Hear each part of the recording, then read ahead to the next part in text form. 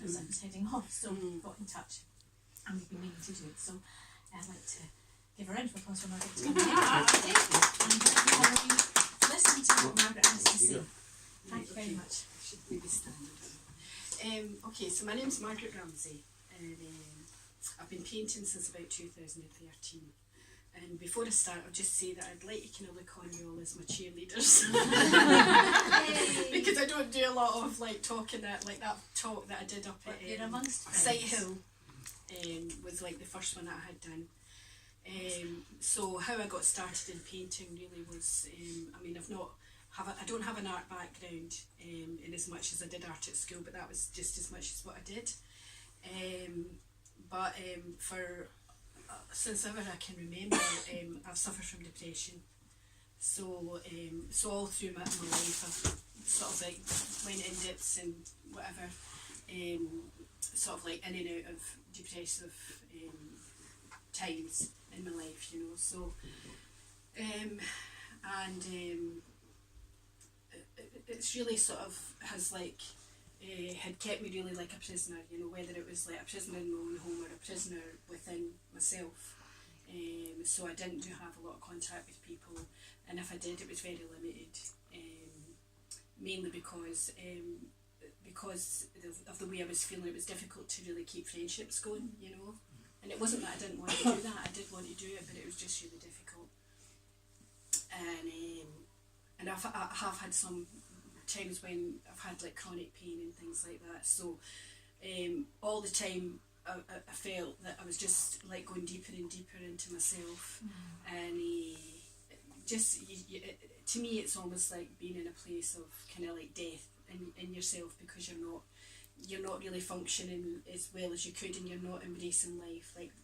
Like going on that walk today was really brilliant, because I don't leave the house much, and even just now I don't leave much. So to go and do something like that, and yet you know it's good for you, but you don't always do it, you know.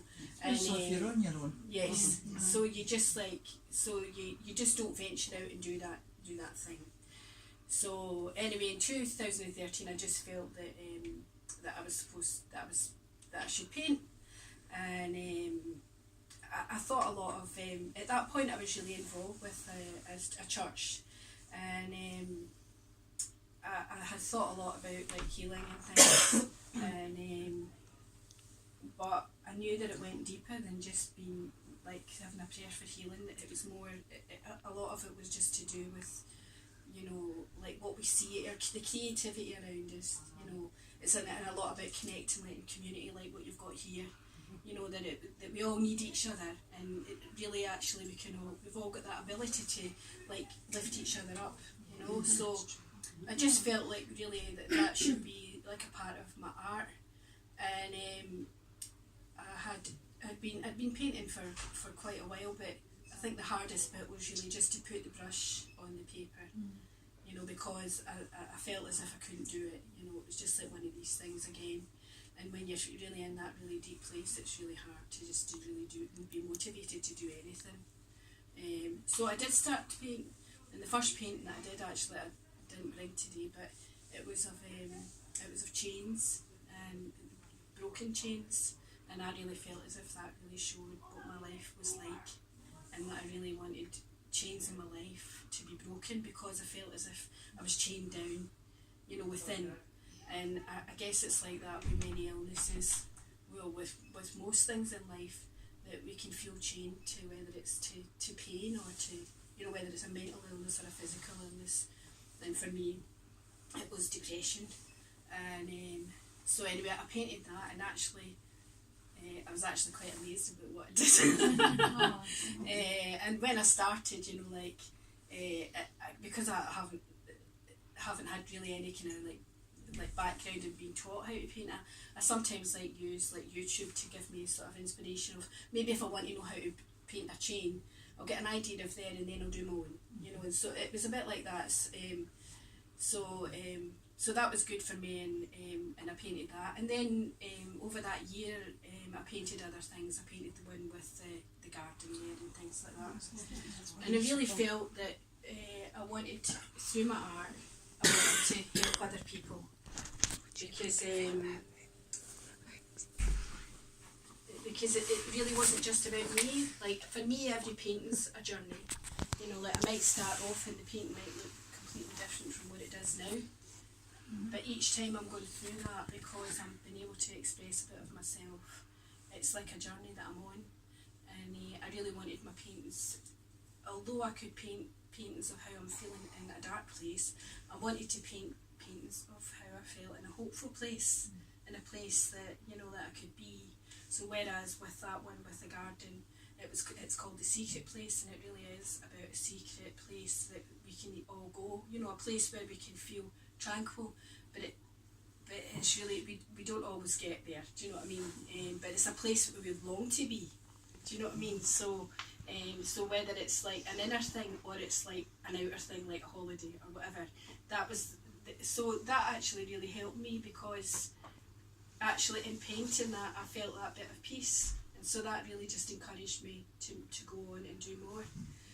And so yeah, I just continued to paint, and like the one with that burst of the vessel is really, it's like a clay pot, and I think of that as like me, or is it like being made of clay, but actually we've got a treasure within that's just waiting to burst forth, but we're not able to maybe express that all the time, depending on how we're feeling. And so again, it's for me, it was about hope and also expressing myself. And I think for as far as the sort of mental illness was concerned, it was like giving a voice to how I was feeling, because I couldn't actually say how I was feeling, and I couldn't really express it, but I could do it in the art.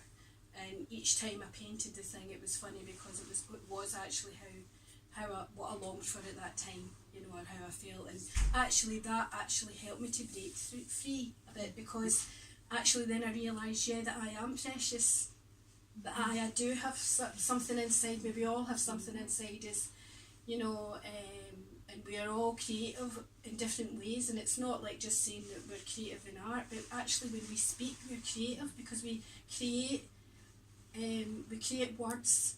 That's why we can, you know, like our words give life, you know, but they can also give death to people depending on what way we use them.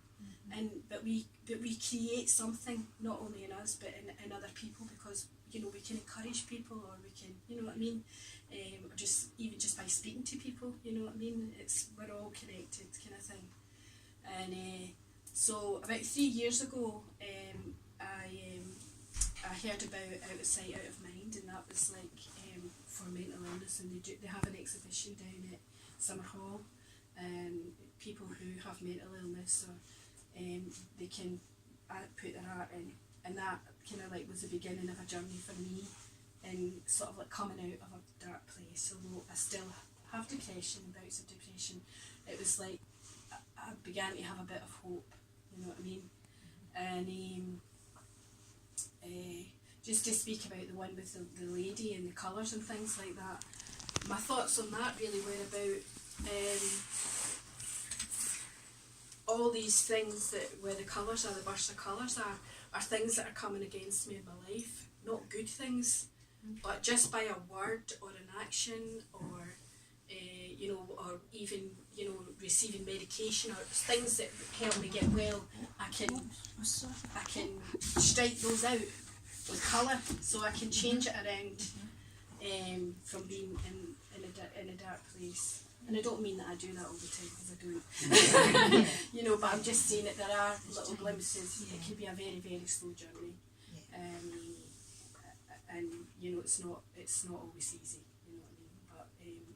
But I think that's where we're able to, if we're able to connect with each other, that's just such an important thing, really. You know, but again, it can be a struggle.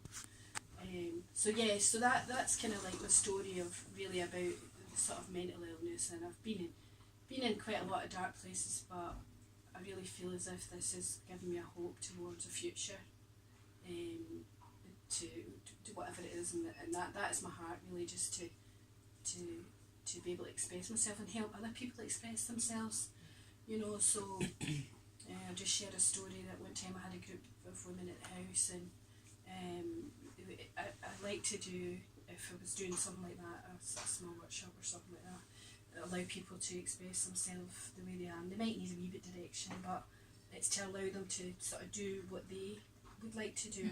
Like I said, I would give direction if I needed, but you know, some people, part of the journey is just sitting there with a blank bit of paper, you know, and just maybe waiting to do something. And one woman who was there, she had a paintbrush, and she was just putting water on it. She put water on it, and she was just really just sitting doing this with the strokes of it. And you know, and I didn't sort of question her on it, but when we were sort of chatting about it, she says no. She says that this was so amazing. She says because I never got to do this when I was a child, and it was just something about holding the brush, putting it in the water, and just like doing that. And then after that, she went on to do other things. But that's the thing. It was just something about it then released something in her to be able to kind of do that. And some of my, I feel really blessed when people when people do have when they look at the painting and it does touch them, you know what I mean. And for another lady, I did a small painting, and it was a bridge, but it was quite a tranquil painting, and she had looked at the painting, and she was afraid of bridges. But after looking at the painting, she started to think differently about the bridges. You know, that she had a fear of like going over like the Forth Road Bridge and things like that. It never cancelled out her whole thing, but it was it was a thing that she started to think differently. It's a bit like the mindfulness thing, I guess, in a way. You know, only sort of like through art, and you know, that she was able then to look at the bridge in a different way, and it didn't hold the same fear over her. Because most of the time it's fear, you know what I mean, the fear of going out, the fear of painting, the fear of, you know, speaking, you know that the fear, it's, you know, a lot to do with fear and things, you know. And when I'm in that place and I'm painting, and like I said, I don't always get there, I don't do hundreds of paintings because sometimes I'm not in a good place to paint, and I don't want to paint then because I need to come to a place where I'm feeling good, because I want to have hope in my paintings, because I know that if I painted when I was in that place, it might not look So and just an example, when I went to speak up at Sight Hill for the chronic pain evening, I took some art with me up there, and I took this one of a wave, and I was in the Stafford Centre. I don't know if any of you know it, but I was doing art down there, just as part of the group kind of thing, you know. And that wave started off like a storm. It really did. And even one of the women at the end of it, when I'd finished it, I just did it in the session, but at the end of it she said, that was an angry wave. And at the end of it, it was different. So, and one of the doctors bought it, and she's got it in her room now. But it was just amazing because it turned around just in the time I'd been in there. So you know what I mean. So to this one here, this is one that I put into the exhibition. And this is what's called Time for Everything. And I think for me, there is a time for everything. And I, like when I was painting that, I felt as if my life was starting to change a bit. And we had to sort of like, it really was about kind of like time was the kind of thing. And sort of like beginnings was the thing. And I just felt, like I said, it was a kind of new beginning for me. And I just had the picture of that tree. And about the blossom, because you know that comes like in spring, and it's quite an expectant time because we're waiting on the summer, and you know, and things are starting to brighten up a bit, and if we're feeling sad or whatever, or you know, like, or even if we suffer from sad, it's we know that when that time comes, it's going to be lighter, and you know, things, and it's going to be a lot brighter. So that was kind of really an expression of that. So, and just to finish, what I'll do is, and if anybody's got any questions, you would just feel free to ask. But I'll read this what I put beside it, and what caused me to do it. So, this painting represents for me that there truly is a time for everything. As we go through the many seasons of our lives, like us, the tree goes through seasons. The bare tree in the winter is the same tree that flourishes in all its glory in summertime. The tree that looks dead and wilted in the winter begins to flourish and rise to new life in spring. Mental illness comes like the seasons. suppose you could add anything in there as well, because whether it's pain or sickness. There are times when we feel low and deflated and ugly, and then there are times when we rise up like the blossoming tree in the springtime, feeling like a new person. The tree stands tall and endures the worst of the storm and then rises up again and again. I feel that this is hope in this, since we know that when we weep, we will not weep forever, but one day we will laugh. And that's it.